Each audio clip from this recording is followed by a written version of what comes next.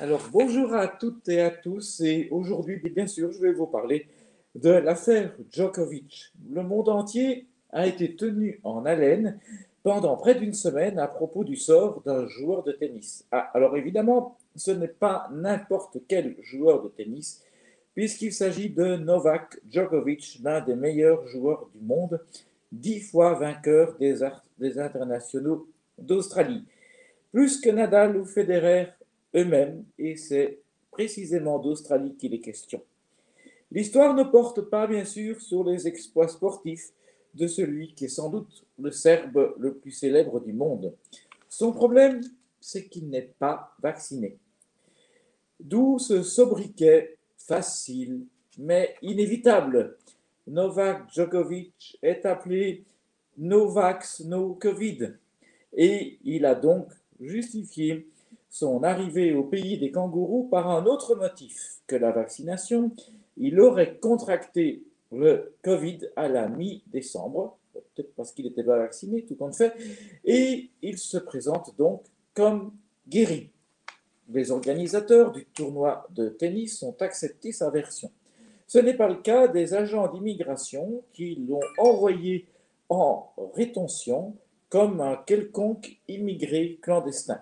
D'où une querelle de procédure que le champion a d'abord paru gagner en obtenant un premier jugement, puis a dû s'avouer vaincu, ben ça lui arrive quand même à Novak Djokovic, suite à un ordre d'expulsion du ministre lui-même.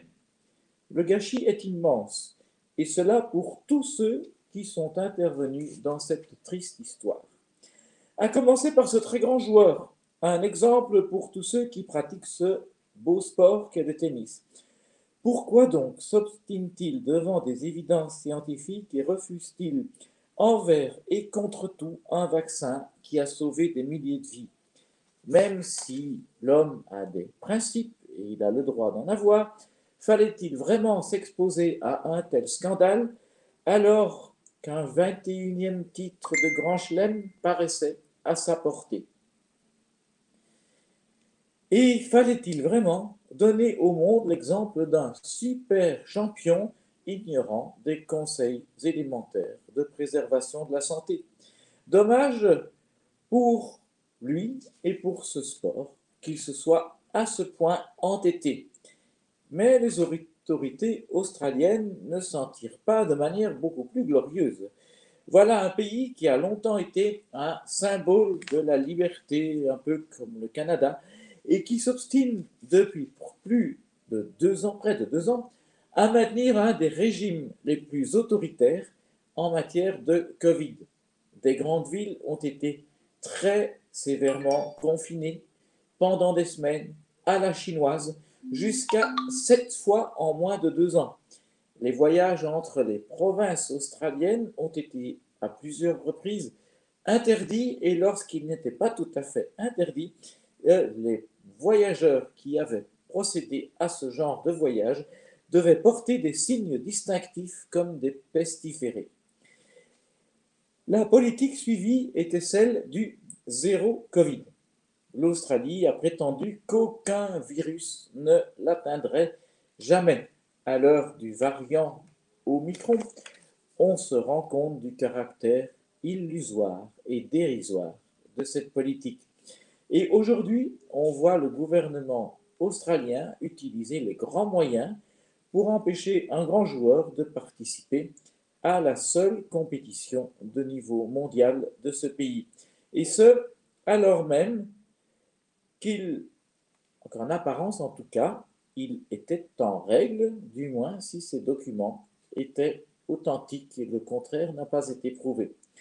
Voilà donc de quoi briser l'image de terre libre de ce pays des antipodes. Certes, il se trouve beaucoup de monde pour affirmer que Djokovic devait respecter les mêmes règles que tout le monde. Bien sûr, c'est exact, sauf que s'il a vraiment contracté le Covid en décembre, précisément, il respectait ces règles. Mais cela plaît au bon peuple de voir que les élites peuvent échouer. Ces critiques relèvent du pur populisme, et c'est sans doute la dernière leçon à tirer de ce triste épisode. Quand vous êtes célèbre, vous pouvez être adulé ou au contraire lynché sur les réseaux sociaux par la meute des sans-grades qui s'imaginent tenir leur vengeance pour tous les revers qu'ils ont envoyés dans le filet. Je vous remercie.